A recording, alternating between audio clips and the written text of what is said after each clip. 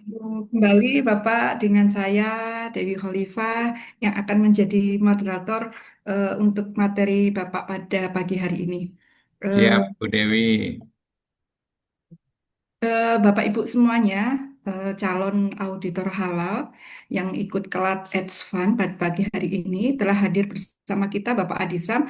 Mungkin tidak perlu, mohon izin tidak perlu saya menyampaikan profil beliau karena kita sudah bertemu di hari yang ketiga kemarin untuk membahas titik kritis bahan dan titik kritis skala produk. Pada hari ini Pak Adisam, beliau adalah karena sudah sangat senior ya di bidang auditor halal di LPH dan LHLN akan menyampaikan terkait materi pedoman SJPH untuk rumah potong hewan dan pemotongan hewan ruminansia dan unggas. Mohon izin Pak Adisab untuk sesi hari ini dimulai pukul 9.30 sampai jam 11.30. Mungkin untuk pemaparan materi dan diskusi nanti karena eh, peserta pada akhir ini tidak terlalu banyak, mungkin bisa Bapak Adisam langsung apa kita pemaparan dulu atau mungkin pemaparan dulu atau langsung interaksi diskusi Bapak. Pemaparan dulu dikit ya. Eh, Seingat saya, waktu itu sudah dikasih materinya. Apakah sudah dibagi atau gimana ya?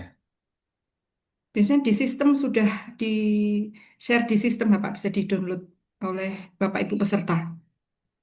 Saya coba share screen ya. Silakan Bapak. Sudah agak lama waktu itu.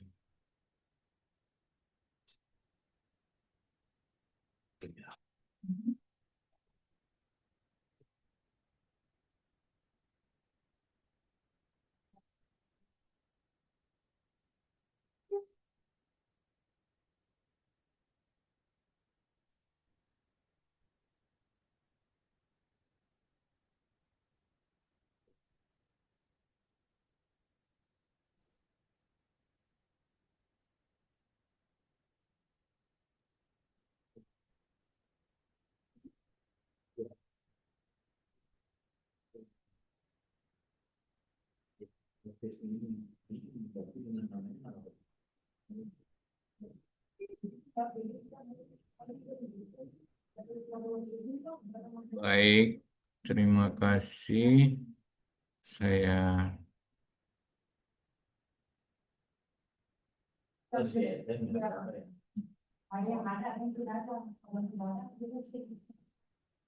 Oke, bisa udah kelihatan? Sudah jelas Bapak. Baik, terima kasih. Wassalamualaikum warahmatullahi wabarakatuh. Selamat siang, Bapak dan Ibu, khususnya para auditor yang akan menjadi auditor RPH ya. Ini saya yakin Bapak dan Ibu semuanya memiliki latar belakang yang sesuai untuk rumah potong hewan, yaitu kedokteran hewan dan peternakan ya umumnya ya, Bapak dan Ibu semuanya. Kita berdiskusi sedikit terkait penekanan ya, penekanan pada auditor yang memiliki eh, kompetensi nanti pada rumah potong hewan, di mana bahwa ada kekhasan ya, kekhususan dari rumah potong hewan yang harus diperhatikan oleh Bapak dan Ibu semuanya. Saya yakin Bapak dan Ibu sudah sangat familiar dengan nilai atau value asuh ya, aman, sehat, utuh, dan halal. Nah, dari sini sebetulnya BPJPH sudah menerbitkan beberapa pedoman ya. Eh, Basicnya awalnya adalah sistem jaminan produk halal yang menyangkut material, proses, maupun produk. Nah, selanjutnya Bapak dan Ibu eh, dari itu terbitlah pedoman BPJPH, ya, pedoman sesuai keputusan Kepala BPJPH nomor 77 tahun 2023. Di sini menyatakan bahwa pedoman sistem jaminan produk halal dalam pemotongan hewan ruminasia dan unggas.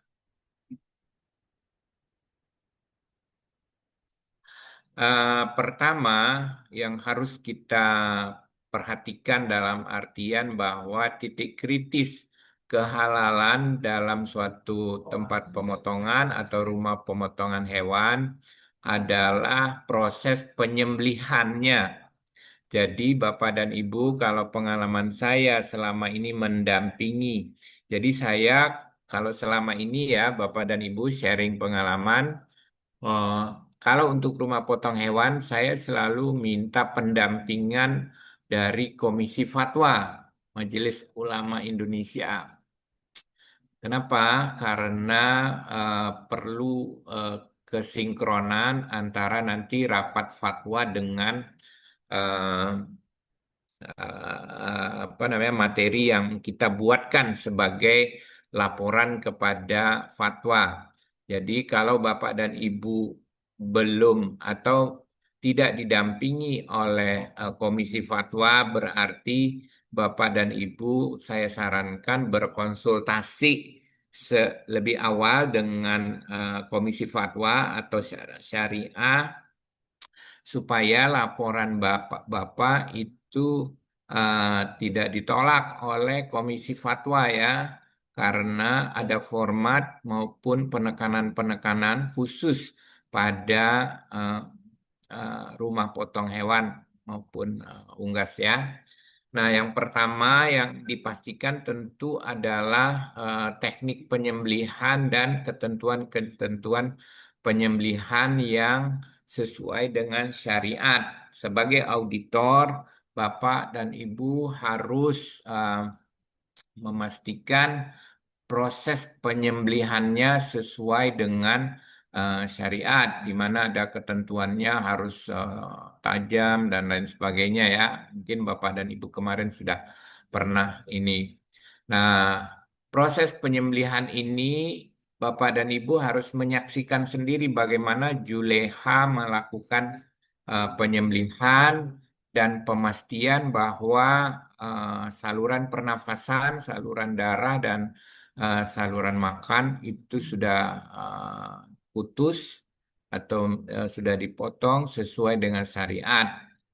Nah, berikutnya dalam pedoman ini adalah eh, ruang lingkupnya untuk pelaksanaan sertifikasi halal rumah potong hewan, termasuk ruminansia dan unggas. Kemudian eh, yang paling penting adalah Bapak dan Ibu yang pertama kondisi hewan ternak ya, di mana hewan ternak itu harus dalam keadaan hidup seketika disembelih. Nah, khusus untuk nanti yang pakai stunning ya atau pakai alat itu misalnya kan ada alat yang stunning yang pakai aliran listrik dengan air, sehingga auditor harus betul-betul memastikan sebelum masuk ke proses itu hewannya masih dalam keadaan hidup. Nah, di sini ada proses sampling ya, Bapak dan Ibu. Bapak dan Ibu harus memastikan dengan mengambil beberapa itu dari deretan hewannya dan melihat kondisinya, apakah itu masih hidup atau tidak. Kemudian yang kedua, Bapak dan Ibu memastikan kesehatannya. Saya yakin Bapak dan Ibu kalau dokter hewan sudah sangat familiar dan sangat tahu terhadap hewan yang sehat sebelum disembelih, standarnya seperti apa, ya, sehingga Bapak dan Ibu sudah harus memastikan di lapangan. Kemudian itu Bapak dan Ibu harus mengecek atau mentres itu pakannya yang diberikan itu tidak boleh mengandung babi dan turunannya.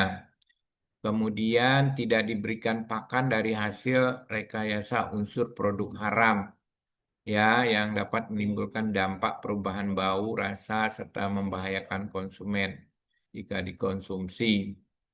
Kemudian dapat diberikan pakan atau unsur bahan baku yang najis tetapi kadarnya sedikit atau tidak lebih banyak dari bahan baku yang suci. Nah, di sini Bapak dan Ibu sebagai auditor harus memverifikasi dan mentrace data-data dari rumah potong hewan tersebut, mereka kasih makan seperti apa. Jadi Bapak dan Ibu harus melihat datanya. Kemudian yang kedua, tim manajemen halalnya hampir sama ya dengan produk, tapi di sini ada tambahan juru sembelih halal. Ya, nah di sini Bapak dan Ibu sebagai auditor harus bisa melakukan, walaupun juru sembelihnya sudah sertifikasi, tetap diverifikasi, diklarifikasi bagaimana pemahaman dia terhadap. Kalau pengalaman yang saya lihat, Komisi Fatwa itu mewawancarai dari juru sembelih halalnya, kemudian melakukan pengetesan, bagaimana mereka membaca ketentuan, serta memulai pada saat menyembelih. Bahkan saya perhatikan itu ditanya juga surat-surat pendek yang mereka hafal sama ketaatan ibadahnya seperti apa, apakah sholatnya ada bolong-bolongnya gitu. Sempat juga saya dengar diwawancarai sholatnya apakah ada bolong-bolongnya atau gimana tingkat ibadahnya. Itu yang saya amati pada saat melakukan wawancara dengan juru sembelih halal, eh, termasuk pemahaman prinsip dari syariah. Kemudian tim manajemen halal yang lainnya ada penyelia halal. Ini sesuai undang-undang. Kemudian apabila RPH-nya memiliki atau menerapkan stunning, maka harus ada petugas stunning yang terlatih. Nah, kemarin itu saya sempat punya pengalaman waktu melakukan audit di rumah potong unggas ya, itu ternyata kondisi optimum stunningnya itu belum dapat ya, sehingga disampling lah dari 10 ayam yang disampling, ternyata setelah di stunning itu belum disembelih, baru melewati mesin stunning itu udah meninggal, udah mati. Itu dari 10 itu ada 5 yang meninggal, ada 3, jadi beberapa kali.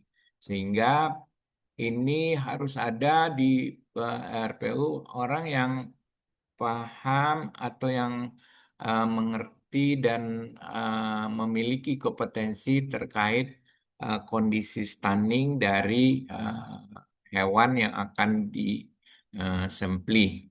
Di mana Bapak dan Ibu sebagai auditor juga tentu harus lebih memahami kondisi stunning yang optimal dalam artian setelah di stunning itu hewannya masih hidup. Nah, di sini Bapak dan Ibu nanti bisa melakukan sampling setelah di stunning, apakah semua hewan masih hidup atau ada yang sudah wafat atau sudah meninggal. Ininya. Kemudian eh, penyelia halal, juru sembelih halal, dan petugas stunning ini dipersyaratkan harus beragama Islam, dewasa, serta sehat jasmani dan rohani. Berikutnya adalah syarat penyelia halal. Kalau syarat penyelia halal hampir sama ya, Bapak dan Ibu memiliki sertifikat pelatihan, dan atau sertifikat kompetensi, kemudian memiliki SK ya, Bapak dan Ibu dilihat, cek SK-nya, kemudian Di sini ada persyaratan bersedia berada di lokasi pada saat proses. Jadi eh, penyelia harus ada di lokasi pada saat proses produksi, kemudian mengawasi proses produksi halal dan memahami titik kritis serta memahami prinsip kesejahteraan hewan. Nah, ini bedanya dengan penyelia halal yang umum, yang produk. Kalau penyelia halal yang umum itu mereka tidak perlu memahami prinsip kesejahteraan hewan dan tidak perlu mampu melakukan validasi proses tanningnya. Tapi kalau penyelia halal untuk RPH, mereka harus mampu memvalidasi proses stunning dan harus paham juga harus memahami prinsip kesejahteraan hewan. Kemudian berikutnya adalah syarat juru sembelih halal, di mana di sini minimum satu RPH itu minimum dua, memiliki keahlian dalam menyembelih, kemudian telah memiliki sertifikat pelatihan dan kompetensi. Berikutnya, Bapak dan Ibu, alat penyembelihan, pisau yang digunakan tentu harus sesuai standar adalah harus sangat tajam dan sesuai dengan standar keamanan pangan, food grade. Ukuran pisau disesuaikan dengan leher. Ini Bapak dan Ibu saya yakin sudah eh, tahu minimal 1,5 kali lebar leher ternak yang disembelih untuk ruminansia dan 4 kali lebar untuk unggas. Kemudian pisau yang digunakan dalam proses penyembelihan tidak terbuat dari tulang, kuku, tanduk. Kemudian setelah seluruh peralatan wadah dan permukaan yang kontak dengan daging dan jeroan tidak terbuat dari kayu dan bahan yang bersifat toksik.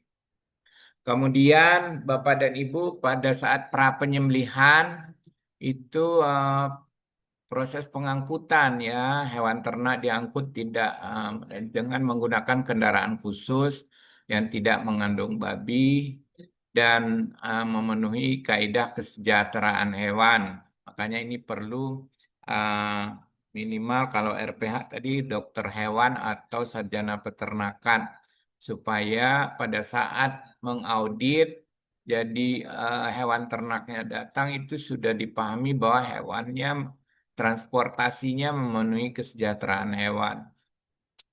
Kemudian pengelola RPH harus mendokumentasikan data hewan ternak yang akan disembelih. Kemudian petugas berwenang melaksanakan pemeriksaan antemortem terhadap hewan ternak. Ini biasanya ada dokter hewan yang ada di situ untuk memeriksa antemortem. Kemudian hewan ternak hidup tidak melihat hewan ternak lain yang sedang disembelih. Pisau tidak diasah di dekat hewan yang akan disembelih. Kemudian pra penyembelihan non-stunning memiliki petugas yang terlatih untuk menangani hewan. Kemudian metode penanganan hewan harus memperhatikan kesejahteraan hewannya. Selanjutnya adalah pra penyembelihan dengan stunning. Stunning yang diizinkan untuk Indonesia adalah sesuai ketentuan dari MUI, hanya stunning elektrik dan stunning mekanik non penetratif. Nanti Bapak dan Ibu mohon dilihat fatwa ya, fatwa terkait stunning. Kemudian penanganan hewan ternak dengan stunning dilakukan secara terkendali ya dengan menggunakan peralatan yang sesuai. Alat stunningnya dioperasikan sesuai dengan manual berdasarkan data hewan ternak yang akan disembelih. Jadi nanti Bapak dan Ibu sebagai auditor harus memastikan kalau berat hewannya kondisinya misalnya lebih berat. Untuk saya ambil contoh yang terakhir saya ikut mengaudit di rumah potong unggas. Ya kalau berat badan ayamnya berbeda, ada rentangnya, tentu kondisi stuntingnya juga harus sesuai dengan hewan yang akan di stunning. Nah, ini Bapak dan Ibu sebagai auditor harus dipastikan kondisi stunning yang sesuai dengan asal, berat, dan jenis hewan. Kemudian yang tidak kalah pentingnya, Bapak dan Ibu sebagai auditor memastikan perawatan stuningnya. Karena saya lihat perawatan terutama fluktuasi listriknya kadang-kadang sudah tidak sesuai sehingga perlu diperhatikan oleh auditor bagaimana sistem perawatan stunning yang dilakukan oleh RPH ya dalam hal ini. Kemudian stunning hanya menyebabkan hewan pingsan sementara, tidak menyebabkan kematian dan tidak menyebabkan kerusakan tengkorak sampai menembus ke dalam otak apabila menggunakan stunning penetratif. Artinya untuk persyaratan nomor 5 Bapak dan Ibu harus mengecek setelah di stunning apakah hewannya masih hidup atau pingsan sehingga baru disembelih atau memang sudah mati. Sehingga harus Bapak dan Ibu sebagai auditor harus memastikan setelah proses stunning sebelum disembelih itu hewannya masih hidup. Kalau dia yang stunning penetratif itu harus dipastikan setelah di stunning apakah ada yang rusak atau sampai pecah komponen otaknya sehingga ini hewannya udah mati pada saat sebelum disembelih. Kemudian penyelia halal melakukan verifikasi dan dokumen hasil stunning. Itu ada formatnya. Pada saat proses penyembelihan ya Bapak dan Ibu, ini kita mengacu kepada Fatwa MUI nomor 12 tahun 2009. Jadi Bapak dan Ibu sebagai auditor nanti harus memastikan bahwa proses penyembelihan sesuai dengan ketentuan dari Fatwa MUI. Ya, di sini pemotongan saluran makanan, saluran pernafasan, dan pembuluh darah. Kemudian penyembelihan dilakukan sekaligus dan secara cepat. Kematian hewan yang disebabkan oleh tindakan penyembelihan yang ditandai itu dengan darah yang berhenti memancar. Berikutnya, Bapak dan Ibu, penanganan pasca penyembelihan. Penanganan lanjutan dapat dilakukan setelah kematian hewan. Dilakukan pemeriksaan postmortem. Kemudian hasil sembelihan yang tidak memenuhi persyaratan itu wajib dipisahkan. Nah, ini nanti Bapak dan Ibu harus pastikan penandaan ya setelah dicek ternyata ada hasil sembelihan yang tidak sesuai, berarti kan harus dipisahkan dan diberi tanda supaya tidak dimasukkan ke dalam proses yang normal yang memenuhi persyaratan ya atau non compliance. Pengemasan. Pengemasan hasil sembelihan yang dikemas harus menggunakan kemasan yang bersih, aman, tidak berbau, tidak mempengaruhi kualitas dan keamanan hasil sembelihan. Pengemasan dilakukan di area yang bersih dan higien. Otomatis Bapak dan Ibu sebagai auditor nanti harus mengecek lokasi pengemasan produk setelah disembeli itu di mana, kemudian sistem pengemasannya, bahan kemasan yang digunakan apa. Berikutnya, kalau ada penyimpanan, disimpan ya penyimpanan hasil sembelihan, itu sarana penyimpanannya itu wajib dia tidak terjadi kontaminasi ya dari najis dan produk yang tidak halal. Selanjutnya distribusi. Distribusi hasil sembelihan didistribusikan dengan menggunakan alat transportasi. Apabila menggunakan alat transportasi bukan kepemilikan RPH, maka hasil sembelihan dapat didistribusikan menggunakan alat transportasi dari luar selama ada perjanjian. Jadi intinya Bapak dan Ibu nanti harus mengecek bukti perjanjiannya apa yang dilakukan oleh RPH dengan pihak eksternal yang menyediakan jasa pengiriman atau distribusi. Salinan sertifikat halal dapat dicantumkan pada tempat menjual hasil sembelihan yang berasal dari RPH. Ini berikutnya adalah label halal itu dicantumkan pada kemasan hasil sembelihan. Kemudian kalau RPH tidak melakukan pengemasan, maka RPH harus menyertakan dokumen mengenai status kehalalan. Ya, jadi pada saat mengeluarkan dari RPH harus disertai tanda label status kehalalannya.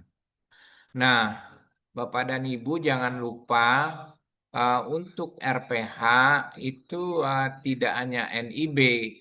Nanti ada lagi persyaratan dokumen pendukung seperti NKV ya, atau di sini masih boleh surat keterangan pembinaan NKV.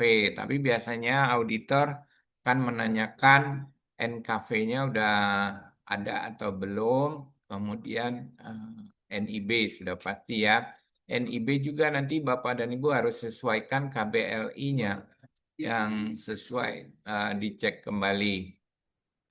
Berikutnya lokasi ya, lokasi Bapak dan Ibu ini lokasi RPH harus terpisah secara fisik dari kompleks peternakan atau tempat pemotongan hewan yang tidak halal. Lokasi RPH dibatasi dengan pagar tembok paling rendah 3 meter untuk mencegah lalu lintas orang, alat, dan produk antar rumah potong hewan. Nah, ini Bapak dan Ibu kalau kita menemukan atau audit di lokasi, biasanya em, saya pernah juga audit RPH rumah potong untuk sapi ya. Nah, di situ ada 3 kompleks kalau nggak salah ya. Ada kompleks perkantoran, ada pemotongan untuk sapi dan itu sapi, satu komplek.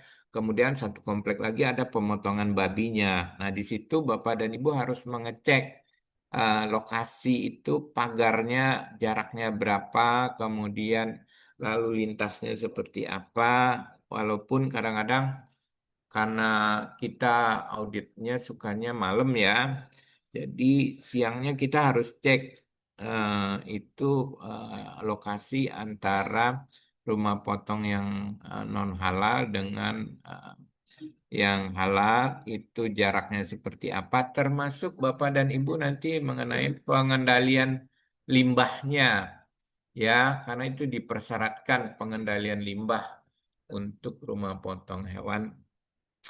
Nah, secara sistem, Bapak dan Ibu sudah pasti mereka harus mempunyai komitmen dan tanggung jawab. Ya, jadi ada nanti bukti komitmen yang harus pemilik atau owner dari rumah potong harus memiliki komitmen untuk menjalankan sistem jaminan produk halal. Di sini Bapak dan Ibu, mereka rumah potong hewan sudah pasti harus menetapkan kebijakan halal ya. Kebijakan halalnya harus sesuai dengan standar. Kemudian juga Bapak dan Ibu nanti dipastikan sosialisasi dari kebijakan halal ini kepada seluruh ya, personil internal ya, ada bukti atau enggak mereka melakukan sosialisasi kebijakan halal, dan kalau bisa Bapak dan Ibu cek ya sampling pemahaman dari kebijakan halal personil yang ada di rumah potong hewan. Berikutnya adalah pelaku usaha bertanggung jawab terhadap tersedia sumber daya. Intinya, pertama mengenai tanggung jawab ini, auditor harus melakukan pemastian dan klarifikasi kepada pimpinan atau owner atau pemilik atau manajemen, top manajemen bahwa mereka berkomitmen untuk menyediakan sumber daya. Ya, sumber daya untuk melaksanakan eh, sistem jaminan produk halal secara berkelanjutan. Ya, Bapak dan Ibu juga pastikan bahwa mereka berkomitmen untuk menyediakan penyelia halal dan sumber daya yang lainnya seperti tadi ada apa namanya juru sembelih halal dan lainnya. Kemudian bukti pelatihan Bapak dan Ibu secara administrasi bagaimana mereka melaksanakan pelatihan, dan Bapak dan Ibu harus mengecek bukti-bukti pelatihan yang mereka sudah lakukan baik secara internal maupun eksternal. Berikutnya ini tambahan terkait hewan ternak, kemudian proses produk halal. Ini mengenai lokasi, tempat, dan alat tadi sudah saya bahas. Dan di sini untuk proses produk halalnya, Bapak dan Ibu tinggal mengikuti pedoman dan juga pastikan kembali bahwa higienitas lokasi bebas dari najis dan bebas dari bahan-bahan yang tidak halal. Ya, kemudian harus terpisah secara fisik dari komplek peternakan hewan yang tidak halal. Berikutnya adalah peralatan dan perangkat yang digunakan itu eh, wajib tersedia ya, Bapak dan Ibu. Nanti Bapak dan Ibu di lapangan pastikan bahwa peralatan yang digunakan, baik itu penanganan maupun peralatan untuk penyembelihan itu kebutuhannya sesuai. Ya, jangan sampai eh, apa namanya eh, jumlah pemotongannya banyak, ternyata alat dan perangkatnya tersedianya minimum sehingga terjadi kekurangan. Kemudian harus memastikan kebersihan dan higienitas bebas dari najis. Berikutnya adalah ini beberapa prosedur ya Bapak dan Ibu nanti pada saat eh, di lapangan sebagai auditor halal Bapak dan Ibu bisa cek, tolong dicek mulai dari pembelian ternak, kemudian setelah ternak datang itu pemeriksaannya, prosedurnya bagaimana. Kemudian nanti ada prosedur pemisanan, kalau pakai stunning, kemudian ada prosedur proses penyembelihan, kemudian prosedur penampungan dan penyimpanan hasil persembelihan, prosedur transportasi ya Bapak dan Ibu. Nanti setelah disembelih, kemudian disimpan, baru ditransportasikan, prosedurnya gimana, persyaratannya seperti apa. Jadi Bapak dan Ibu nanti sebagai auditor harus cek. Kemudian khusus mengenai stunning, apabila mengenai stunning itu perawatan, kalibrasi dan validasi alat stunning. Jadi Bapak dan Ibu sebagai auditor harus memastikan itu alat stunningnya sudah dilakukan validasi, kalibrasi terhadap parameter ya. Kalibrasinya itu suhu, eh, terus juga ada ini listrik ya. Kemudian ketertelusuran sama tadi kalau ada yang tidak memenuhi itu gimana caranya? Misalnya tadi terlanjur hewannya sudah mati, berarti kan itu tidak memenuhi sehingga itu harus dikeluarkan dari proses produksi, kemudian dia ditempatkan di mana, setelah itu diapain? Apakah mau dijadiin pakan ternak atau yang lainnya? Itu Bapak dan Ibu harus telusuri di lapangan.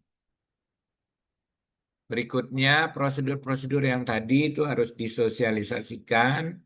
Kemudian Bapak dan Ibu harus mengecek bukti sosialisasinya. Kemudian mengecek efektif nggak prosedur yang mereka buat.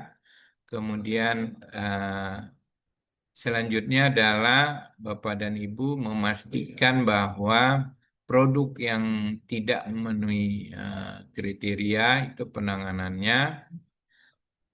Berikutnya adalah Bapak dan Ibu pelaku usaha wajib menjamin produk yang tidak masuk ke rantai pangan. Ya, jadi kalau ditemukan yang tidak memenuhi kriteria, contoh tadi misalnya setelah di standing ada yang mati, berarti itu kan tidak boleh lanjut ke berikutnya. Nah, ini menjadi produk yang tidak memenuhi kriteria halal, sehingga ini harus ada perlakuan khusus, apakah dia dibakar, dikubur, dihancurkan, atau sebelumnya udah diberi tanda dulu pakai pewarna, ya, kemudian baru diproses.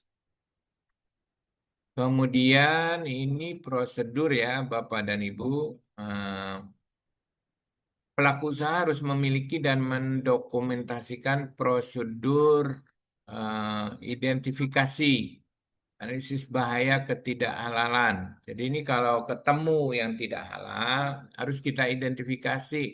Ini gimana nih mitigasinya, seperti apa untuk mencegah agar itu tidak terulang kembali. Ya, tindakan koreksi, tindakan pencegahan yang diperlukan bagaimana. Ya, kemudian kalau ada pencucian itu Bapak dan Ibu nanti harus cek prosedur pensuciannya atau pensucian najis itu yang dilaksanakan seperti apa, prinsipnya apakah memenuhi ketentuan syariat.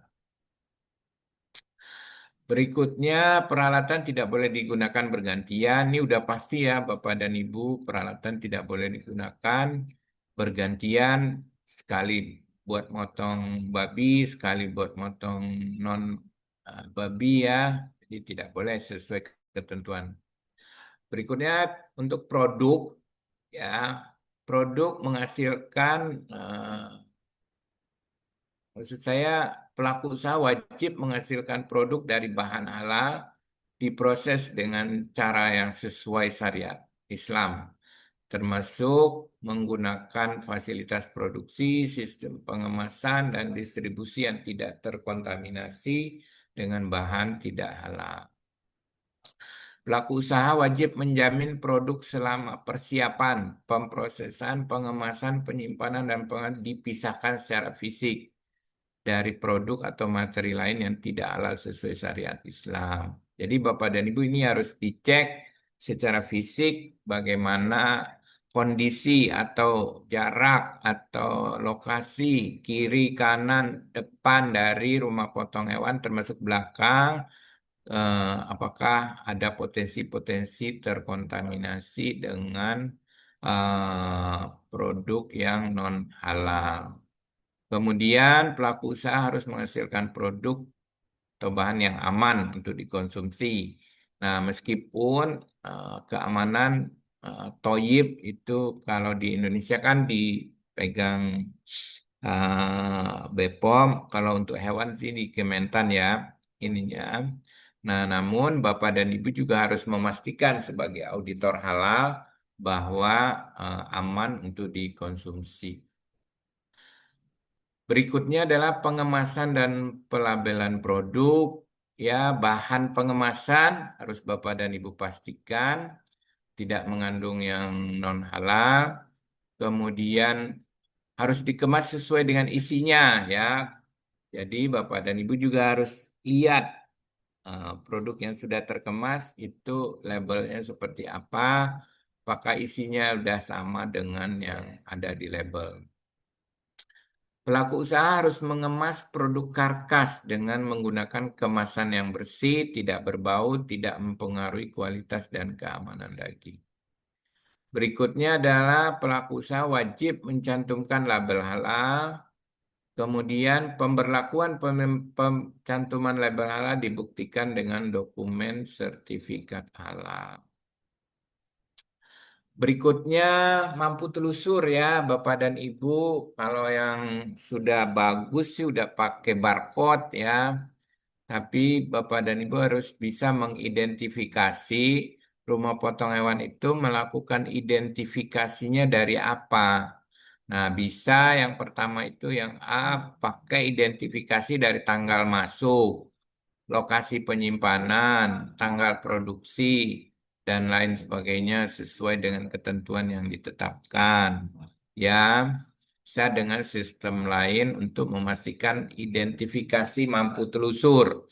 Ini daging ini berasal dari hewan yang mana dan disembelih tanggal berapa. Nah, biasanya di sertifikat halal itu ada ininya data-datanya. Kemudian pelaku usaha wajib menjamin ketertelusuran alat produk bahwa produk berasal dari ternak yang memenuhi kriteria. Balik lagi tadi ada barcode, ada identifikasi terhadap hewannya. Sehingga itu mampu ditelusuri sampai eh, nanti ke produk akhir. Berikutnya adalah pelaku usaha wajib mempunyai prosedur terdokumentasi untuk menjamin ketertelusuran ya, mampu telusur Bapak dan Ibu. Kemudian setiap proses penyembelihan itu dijamin ketertelusurannya. Terakhir, Bapak dan Ibu adalah pemantauan dan evaluasi. Pemantauan di mana RPH harus melakukan audit internal. Nah, Bapak dan Ibu harus ngecek hasil audit internalnya kayak gimana. apakah sudah di follow up, hasil audit internalnya, corrective actionnya seperti apa, itu Bapak dan Ibu harus pastikan penerapannya di lapangan. Kemudian kaji ulang manajemen ya, yang Bapak dan Ibu juga harus pastikan. Demikian Bapak dan Ibu untuk stunning, saya kira Bapak dan Ibu sudah sangat familiar ya. Stunning itu proses penyimpanan, pemingsaan ya, itu ada ketentuannya dan di Fatwa MUI nomor 12 tahun 2009. Bapak dan Ibu bisa download dan tinggal dibaca bahwa stunning itu merupakan bentuk dari kesejahteraan hewan, eh, sehingga ini dapat diterima oleh Majelis Ulama Indonesia. Kemudian alasan dibolehkannya stunning itu penggunaan mesin untuk mempermudah merobohkan hewan, ya, menjatuhkan hewan. Kemudian karena dia dipingsankan sehingga kalau dia disembelih itu akan tidak bangun ya, akan bangun sendiri lagi dan keadaan segar. Penyembelihan dengan tidak mengurangi keluarnya darah. Nah, pelaksanaan stunning sendiri, stunning hanya menyebabkan hewan pingsan sementara, tidak menyebabkan kematian serta cedera permanen. Ini ketentuan dari MUI ya, Bapak dan Ibu. Kemudian yang kedua itu hanya bertujuan untuk mempermudah, bukan untuk langsung membunuh ya. Pelaksanaan sebagai bentuk ihsan, bukan untuk menyiksa hewan. Nah, peralatan stunning itu harus Bapak pastikan harus memenuhi A dan B dan C supaya hewannya tidak mati setelah di stunning. Kemudian peralatan stunning juga tidak boleh bergantian ya antara hewan halal dan non halal sebagai langkah preventif. Kemudian ketentuan stunning, pemilihan jenis dan teknik pelaksanaannya harus di bawah pengawasan ahli yang menjamin. Jadi makanya tadi harus ada orang yang ahli terkait stunning yang digunakan sehingga mereka lah yang bisa memantau, memilih, dan mengawasi pelaksanaan stunning. Ini ya saya ambil kasih contoh beberapa teknik stunning yang ada berdasarkan jurnal dari stunning jurnal Halal Product and Research. Itu judulnya adalah Stunning Science and Islamic Perspective. Bapak dan Ibu bisa lihat di Google jurnal aslinya. Demikian Bapak dan Ibu, eh, paparan singkat untuk bahan diskusi bagi kita, Bapak dan Ibu. Intinya pada saat auditor melakukan audit itu yang pertama harus dipastikan tadi sistem penyembelihannya. Bagaimana juru sembelih halal menyembelihnya, kemudian juga apakah sudah memenuhi ketentuan-ketentuan syariat. Titik kritis, kemudian baru titik kritis berikutnya adalah penanganan setelah penyembelihan, mulai dari pengemasan, penyimpanan, terus kemudian juga distribusi. Demikian sementara silakan kalau ada yang mau didiskusikan atau ada yang mau bertanya. Saya kira pesertanya sangat sedikit ya. Ini cuman atau berapa orang nih dokter hewannya? Peserta pelatihan ada 5 orang, Bapak. 5 orang ya. Lima Waduh, orang. sangat spesial banget 5 orang. Jadi yang dari dokter hewan cuman 5 orang ya. Dokter hewan atau sarjana peternakan? Eh, Ada yang peternakan, Pak. ada yang Oh, ada peserta. peternakan juga ya. Iya, alhamdulillah Bu. Iya. Silakan kalau ada yang mau didiskusikan Bapak dan Ibu. Intinya sebagai auditor halal khusus nanti untuk rumah potong hewan dan eh, ruminansia dan unggas, yang utama sekali pengalaman saya yang saya lihat itu adalah memastikan proses eh, penyembelihan kalau dia pakai stunningnya gimana. Karena saya pernah juga punya pengalaman sampai datang 2 kali.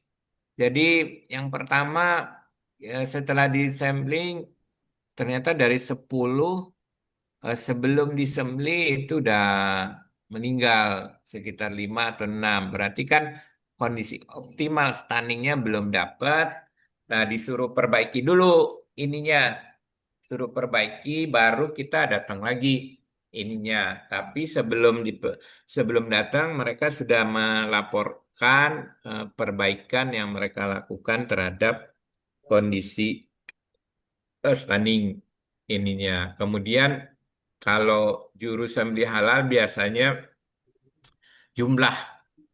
Jadi Bapak dan Ibu harus bisa memastikan kalau alur prosesnya itu panjang kemudian bisa menyebabkan lama karena misalnya kemarin tuh saya pernah itu jumlah juru sembelih halal cuma 2. Ternyata karena 2 sehingga jarak waktu antara setelah stunning dengan eh, juru sembelih itu agak lama sehingga itu akan menyebabkan ada beberapa yang sudah meninggal juga. Nah, ini Bapak dan Ibu sebagai ahli di bidang itu harus memastikan bahwa rumah potong hewannya sesuai dengan persyaratan MUI maupun SCPH. Demikian sementara. Silakan Bapak dan Ibu kalau ada yang mau didiskusikan. Silakan Bapak Ibu, mumpung ini ada Pak Adisam, beliau auditor halal yang senior. Kalau di lembaga halal luar negeri, apakah pernah Bapak pengalaman mengaudit untuk yang kayak Kalau untuk yang rumah potong di luar negeri saya belum pernah ya. Saya baru hanya di dalam negeri. Kalau di luar negeri saya tuh nggak beraninya kenapa? Memang waktu itu ruang lingkupnya nggak ada memang di rumah potong hewan. Itu yang pertama karena memang itu. Tapi waktu saya jadi asesor saya pernah lihat pemotongan di New Zealand. Ya, di New Zealand ada pemotongan. Nah, itu memang mereka pakai elektrik ya, elektrik. Kemudian juru sembelihnya um, apa namanya? Alhamdulillah itu bisa diwawancarai dan sangat paham terhadap ketentuan syariah. Bedanya kalau yang di dalam negeri memang fasilitas otomatiknya itu lebih bagus ya. Kalau yang saya lihat di New Zealand ya, saya pernah berkunjung eh, ke salah satu rumah potong hewan di New Zealand. Itu memang serba otomatik mulai dari penanganan hewan di awal, terus eh, kalau nggak salah di telinganya itu sudah ada barcode-nya dari mulai masuk. Kemudian suhu yang paling penting itu, kalau saya lihat bukan yang paling penting, bedanya gitu. Karena memang penanganannya di sana kan langsung dibekukan baru diekspor. Kemudian eh, bedanya memang ada pihak pemerintah yang mengawasi setiap daging yang mau diekspor itu ada dari government yang mengawasi mulai dari penyembelihan sampai pembekuan sampai pemuatan ke kontainer. Silakan. baik Bapak Ibu, apakah ada yang ingin didiskusikan? Silakan Pak Desi, monggo. Ya. Assalamualaikum warahmatullahi wabarakatuh. Waalaikumsalam. Pak Sam, ya. Terima kasih Pak Sam. Ini mungkin sambil minta sharing juga Pak Sam. Silakan, Pak. Tadi ada salah satu slide Pak Sam tadi, salah satu syarat untuk rumah potong unggas atau rumah potong hewan sapi ruminansia harus memiliki salah satunya adalah sertifikat NKV Pak, nomor Iya, kontrol iya. veteriner. Ah, Nomor komputer ini kan seperti jaminan produk keamanan pangan untuk asuh, aman, iya, sehat, utuh, dan halal, ya betul, Pak. Pak. Nah, dilematis di kita ini, hampir rata-rata pemotongan unggas, terutama unggas ya Pak, karena saya tertarik dengan unggas tradisional sih sebenarnya karena masyarakat kita Iya. lebih senang ayam tradisional ketimbang ayam potong yang sebenarnya lebih baik yang unggas perusahaan pemotongan yang besar ya Pak. Nah, di kaitan di situ, bagaimana trik kita Pak supaya mungkin suatu saat ada pelaku usaha yang mengajukan sertifikat halal dan kita sebagai auditor ditugaskan LPH misalnya untuk mengaudit pemotongan tradisional unggas yang ada, terutama yang di pasar-pasar yang notabene-nya belum punya NKV, Pak Sam. Ya. Kira-kira kiat apa supaya kita bisa menggolkan sertifikat halal ini? Karena toh kalau kita nggak berikan sertifikat halal juga mereka yang jual ayam juga Pak Sam. Kira-kira bagaimana Pak Sam supaya ya di Komisi Fatma itu nggak lama-lama mungkin sebulan atau 2 bulan keluar sertifikat halalnya, tapi tetap kita koridor-koridor yang sesuai dengan NKP walaupun mereka belum pernah. Monggo Pak, saya mohon penjelasan. Terima kasih Pak Sam. Aduh, ini pertanyaannya berat nih Pak Desi. Ini eh, pertanyaan kondisi real ya, kondisi real Ya, kita di Indonesia memang masih banyak saudara-saudara kita yang melakukan, kalau namanya Pak Desi itu TPU ya, TPU ya, tempat TPU, TPU, tempat pemotongan unggas, unggas. unggas. Iya. Iya. Ah, terakhir saya dengar katanya nggak boleh ya, nggak boleh motong di TPU, harus di tempat di RPH. Tapi gimana? Kenyataannya memang banyak. Nah, Hmm. kalau sebagai auditor, ya mau tak mau harus dipastikan Pak, harus dipastikan fasilitasnya, higienitasnya. Kan pasti mereka jumlah pemotongannya kan dikit ya, paling berapa.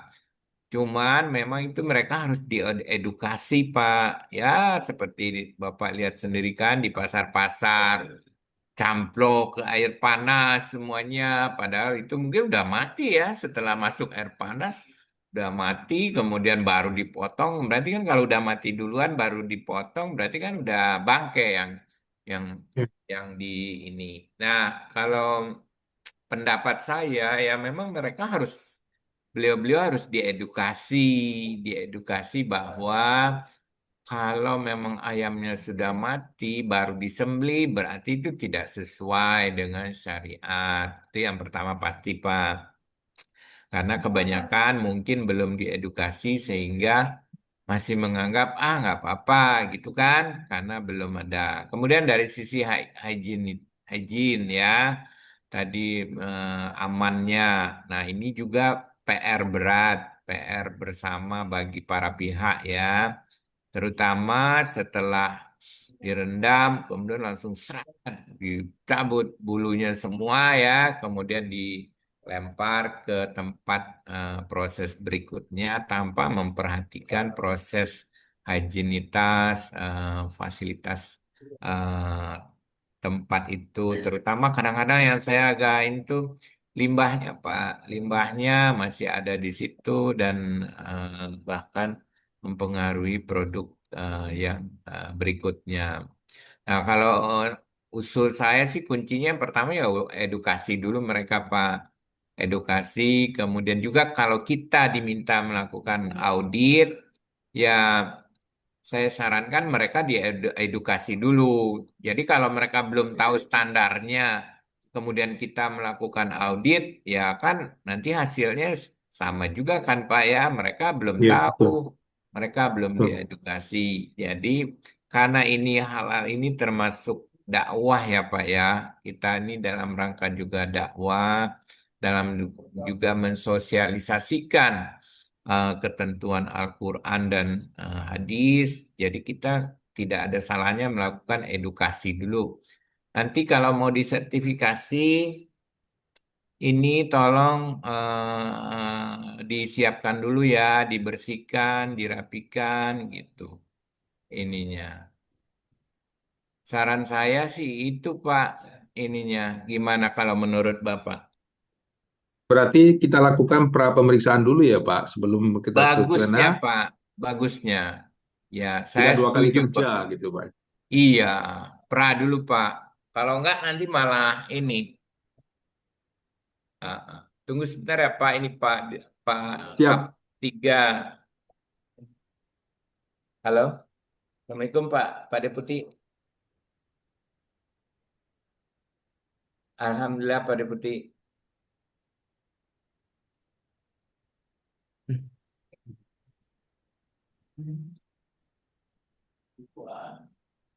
Yang ngeluarin invoice-nya BPJPH, Pak. BPJPH.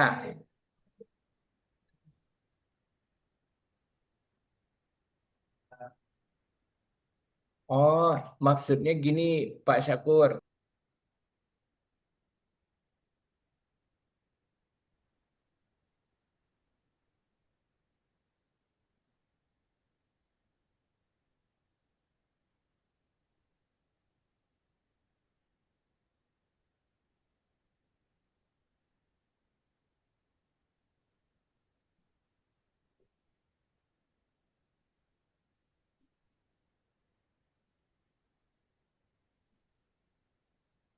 Baik, Bapak dan Ibu masih ada yang mau didiskusikan?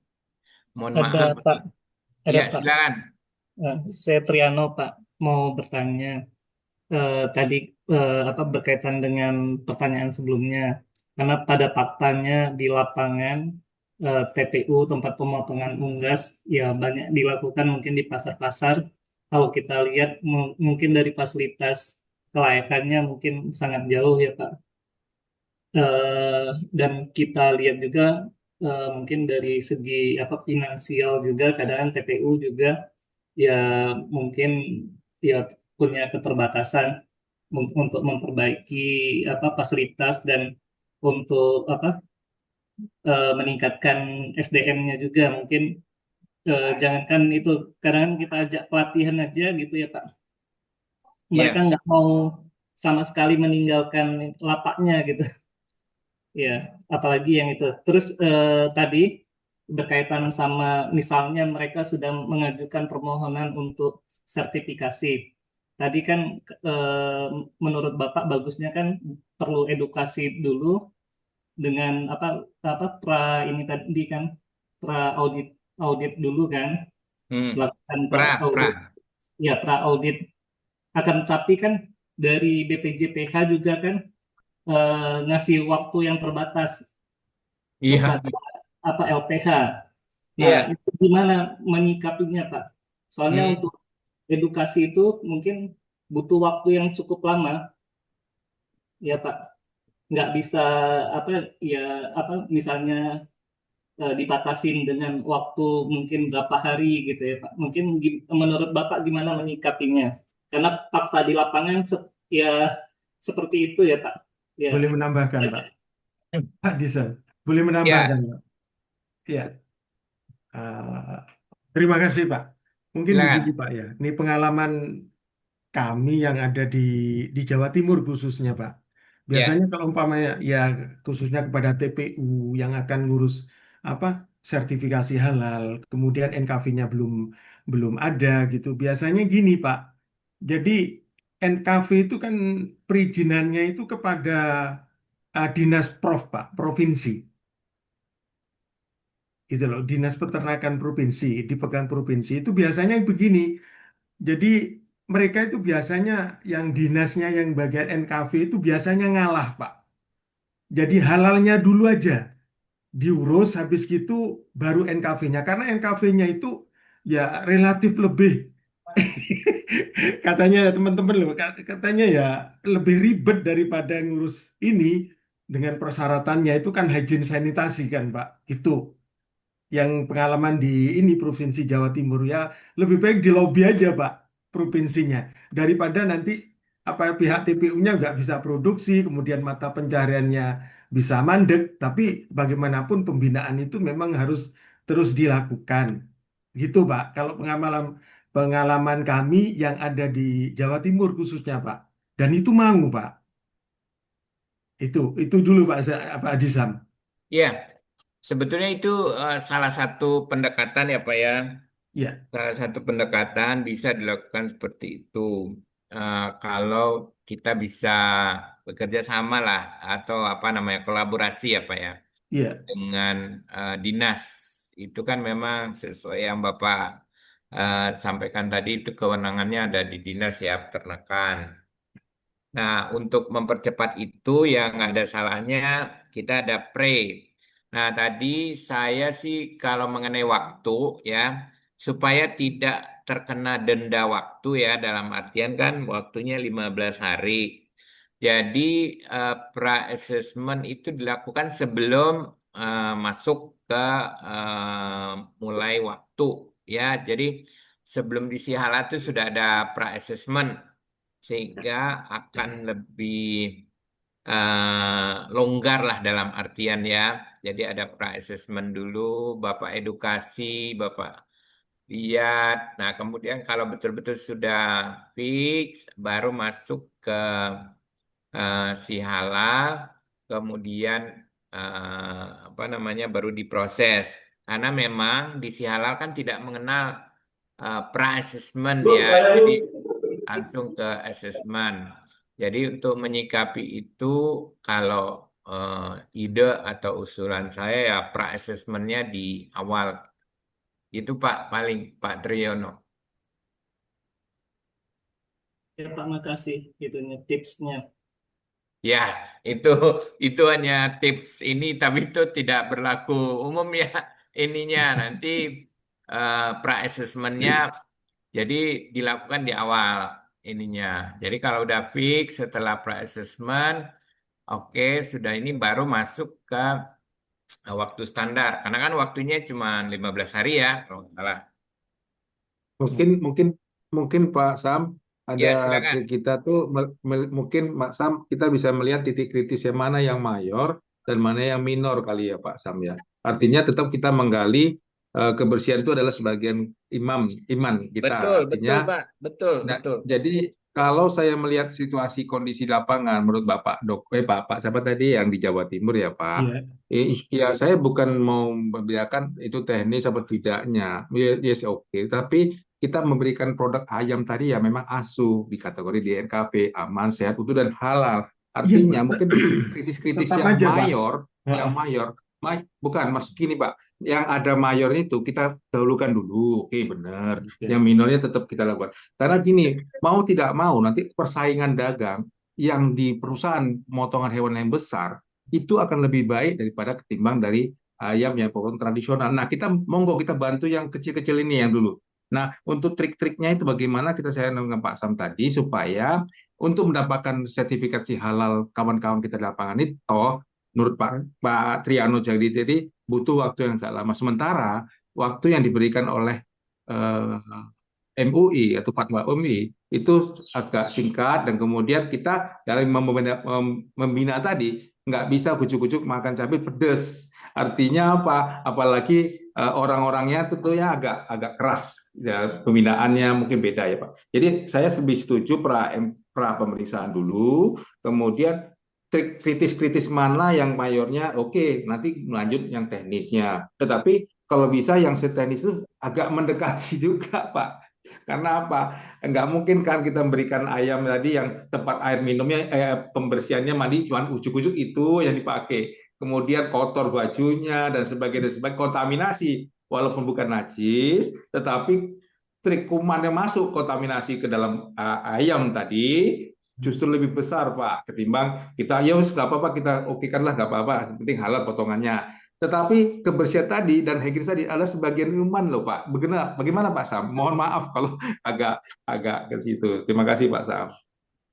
Kalau saran saya terkait kebersihan, walaupun kita audit halal, tetap Pak.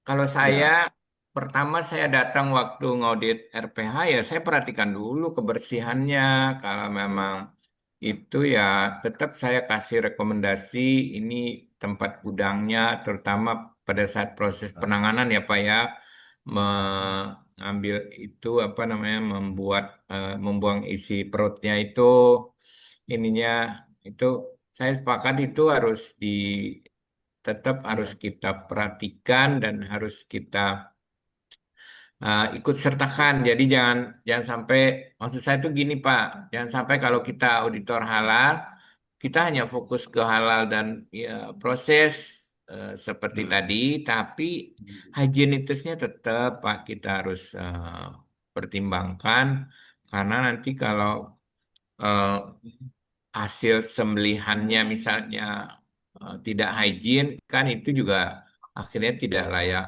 dikonsumsi ininya. Kalau tidak layak dikonsumsi kan akhirnya juga jadi tidak halal kan ininya. Ya, Itu sih Pak. ya, ya kan tempat pemisahan bersih dan kotor kalau di pasar kan sedikit nian Pak, lokasi tempatnya Hmm, sempit gitu kan ya Pak ya. Pemisahan iya. antara bersih dan kotor itu juga ya is oke kan nggak masuk dari kita secara akal ya Pak. Artinya gitulah. Maka bagaimana menurut Pak Sam tadi kalau memang mayornya banyak atau minornya sedikit, nah mungkin itu kategori kita kebijakan lah ya Pak. Terima kasih Pak. Nah, kalau itu nanti sebetulnya tiap-tiap LPH tuh ada ininya Pak, ada ketentuannya. Nanti Bapak setelah bergabung di LPH, nanti Bapak tetapkan tuh ininya kriteria dan berapa banyak serta ketentuan-ketentuan tadi itu ada di namanya skema Pak. Nanti Bapak baca di skema sertifikasi halal untuk rumah potong hewan dan tiap-tiap LPH itu buat skema. Nah, nanti Bapak input di situ di skema itu kriteria termasuk titik kritis dan hal-hal yang harus diperhatikan. Begitu, Pak. Terima kasih Baik, banyak. terima kasih Sam. Boleh bertanya lagi nggak, Pak? Iya, silakan Pak. Saya masih ada waktu 10 Waktu. menit karena saya kebetulan waktu Indonesia Tengah jadi udah mau masuk Oh, Jumat. iya Pak. Ya. Jadi gini ya Pak, ya karena kita lihat fakta di lapangan ya. Nah, kalau untuk apa pengurusan sertifikat halal ini kan sosialisasi ke TU itu siapa yang melakukannya, ya kan? Jangan-jangan kan misalnya kayak MBG perlu misalnya daging yang apa dari sertifikat halal baru mereka baru ngurus kan, sedangkan mereka sendiri nggak tahu standar apa eh, unit usaha mereka itu udah memenuhi kriteria ke kriteria atau belum, itu mereka dapat sosialisasinya dari siapa. Mungkin kalau NKP ya persyaratan awal kan harus dapat rekomendasi dari dinas kabupaten kota asal tersebut kan. Kalau belum memenuhi persyaratan otomatis rekomendasi juga belum dikasihkan. Kalau untuk yang apa pengurusan sertifikat halal ini itu yang bertanggung jawab untuk sosialisasi pertama itu siapa Pak ke pelaku usaha itu? Mungkin itu. Kalau sosialisasi, eh, pengalaman saya udah banyak Pak dari Halal Center bisa dari apa namanya eh, kementerian, saya lihat juga ada. Kemudian LPH juga ada melakukan sosialisasi, ngumpulin Pak, ngumpulin kerjasama dengan Halal Center sama perguruan tinggi juga banyak Pak. Sebetulnya edukasi itu seluruh pihak itu dapat melakukan edukasi bekerja sama dengan BPJPH maupun dengan kementerian. Karena ini sifatnya edukasi dan sosialisasi, Pak.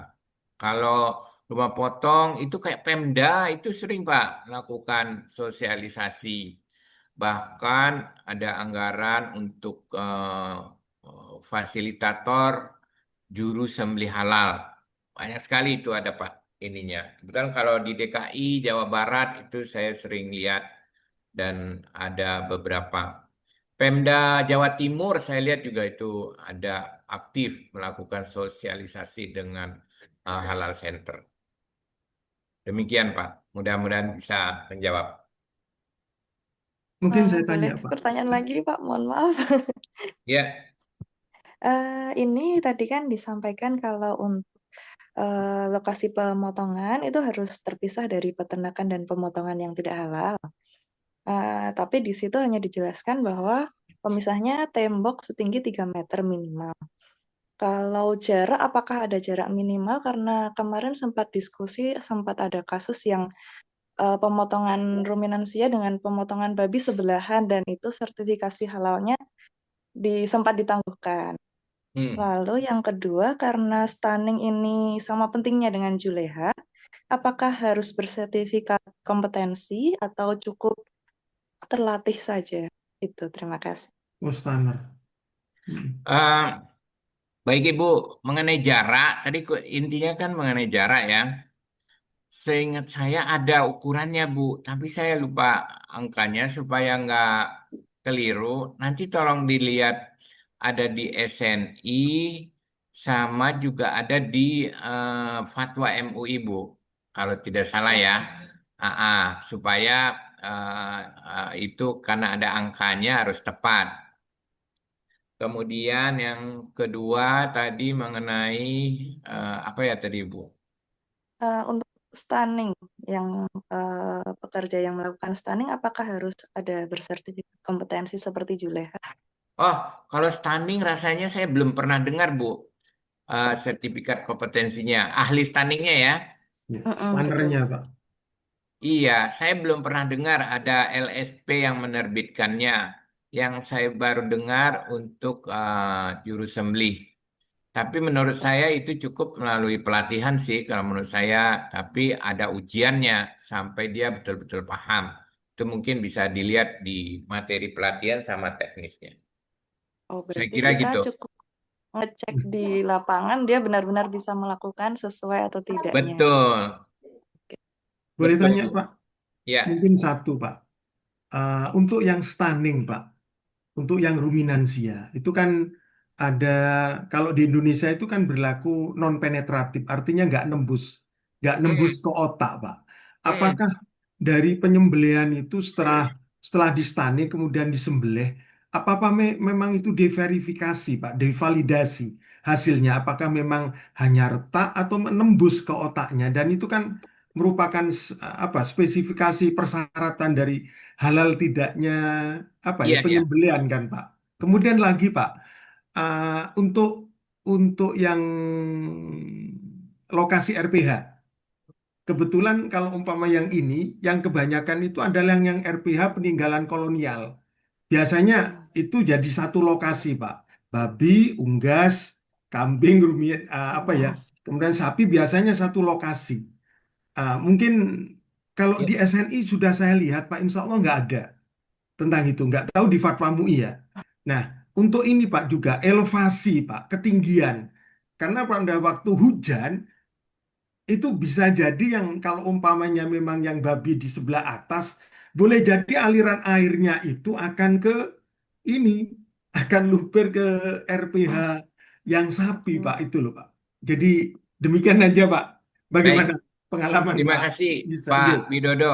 Ya. Kalau untuk tadi hasil, kalau saya lihat pengalaman, harusnya divalidasi Pak. Apakah memang betul kepalanya tidak ada yang pecah? Hmm.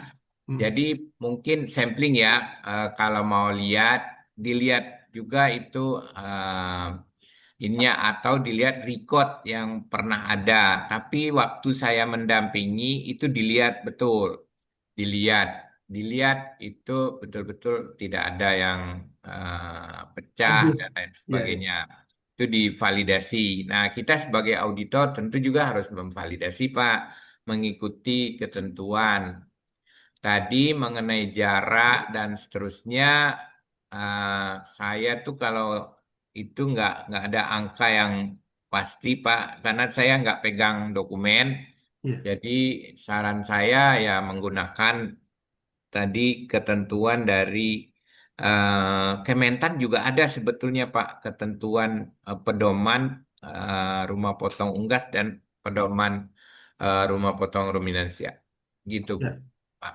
Kalau Terima boleh kasih tahu banyak. aturan aturan itu ada di mana Pak? Mungkin akan saya ya download. Kalau yang pedoman yang diterbitkan oleh direktorat, saya sebetulnya ada, Pak. Cuma nanti kalau memang itu bisa di-download di websitenya Direktorat Veteriner kalau nggak salah, Pak. Ada dua mereka menerbitkan pedoman. Oke Pak. Oke, oke, oke, oke. Direktorat Veteriner. Di-download di websitenya Direktorat Veteriner ya Pak, Iya, ininya. Iya.